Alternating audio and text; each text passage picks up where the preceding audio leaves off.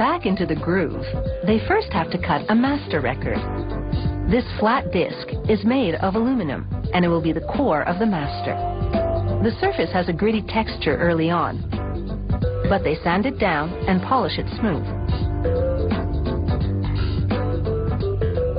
They place the aluminum discs on a conveyor belt, and they ride towards a device that will coat them with a veneer of lacquer.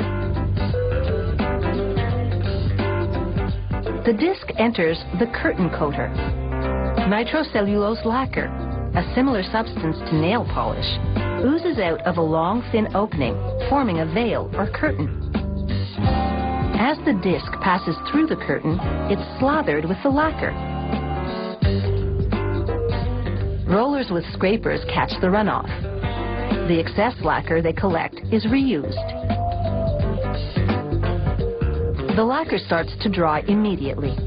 The solvents evaporate, and the veneer hardens into a nail polish-like finish. But like any manicure job, there are often flaws. At this inspection station, workers scrutinize each lacquered disc for pits, bumps, or dirt. Even a minor imperfection won't be tolerated, so the rejection rate is high, about 50%.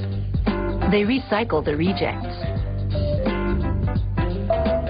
They rim the good masters with plastic edging. It will stop the discs from rubbing together during stacking and damaging the finish.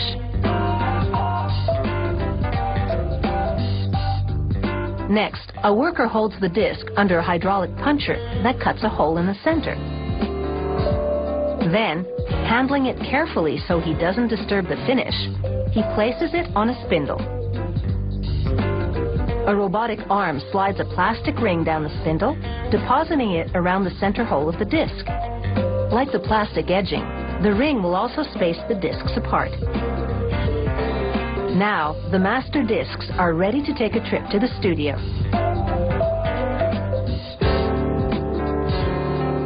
The lacquer disc is about to be cut.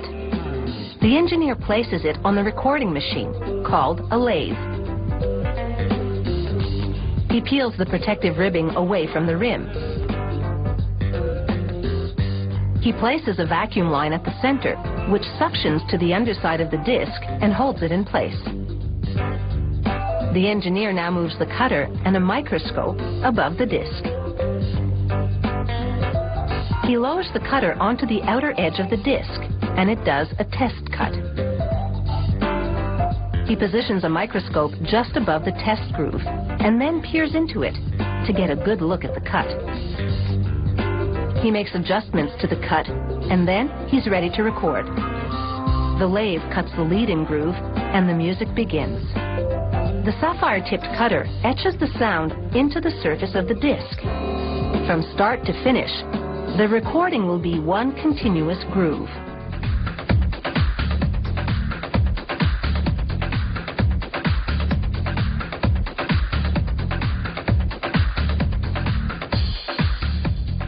A computer monitors the cutting and adjusts the spacing between the grooves where needed.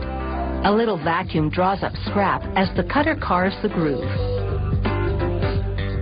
Some believe this sound is warmer and has more depth than digital recordings. But making music fit on an analog disc is sometimes challenging. To reproduce bass, the cutter has to make big, wide grooves that take up a lot of space. And although the grooves can touch, they can't cut across one another. At the end of the recording, the cutter lifts and the master disc is ready for inspection.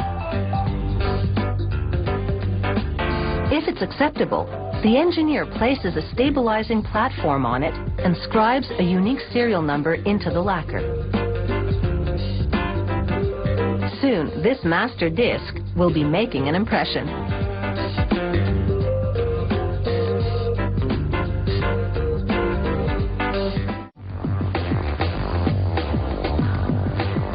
In the next step, they wash the lacquer disc with soap and water. They spray it with tin chloride and liquid silver. The tin chloride is a sensitizer that helps the silver stick to the lacquer.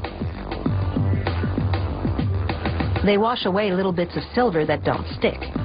In seconds, one side of the lacquer has become a stunning silver disc, with the grooves intact. But next, they'll add a duller metal to the silvered side in order to really stiffen the disc. They fasten it to a spindle on the underside of a tank lid. The disc spins, and they rinse it one more time. The water in the tank below is green because these nickel nuggets are dissolving into it. They lower the lid, and the spinning disc is immersed in the solution. An electric charge fuses the nickel to the silver, and the nickel settles neatly into the grooves.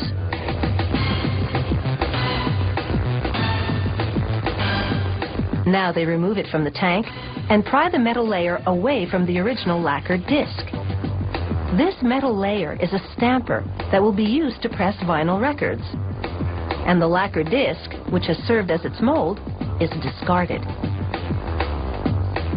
Now they look for the exact center of the stamper.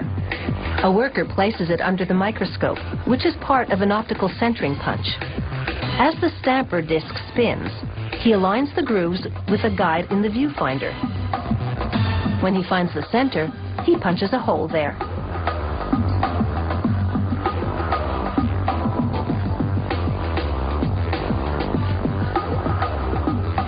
Next, they clamp the stamper disc into a trimming machine. The disc turns, and a cutting wheel trims the edge, cutting the stamper disc to a diameter of 32 centimeters. Now the stampers are ready to make their mark. But first, the labels must be prepared. A punch bores into the center of a stack of them, making holes.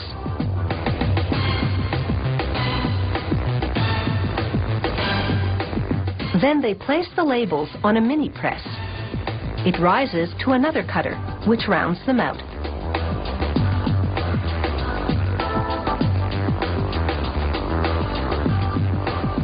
They pour black polyvinyl chloride pellets into a hopper. The pellets fall into an extruder, which turns them into hot rubbery patties called biscuits. Hoists above and below push labels to each side of the biscuit. Suction cups hold them there, while a carriage moves the biscuit forward, then drops the biscuit and labels in the press. Two stampers mounted in the press apply 100 tons of pressure. The stampers are searing 193 degrees Celsius. They melt and mold the biscuit into a record.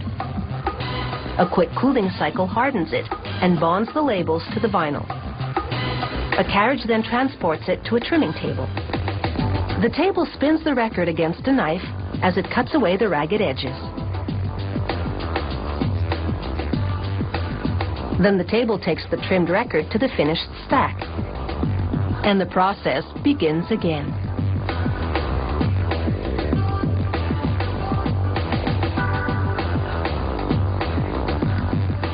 This is a really well-choreographed musical production. As one record is lifted out of the press, the next one goes in.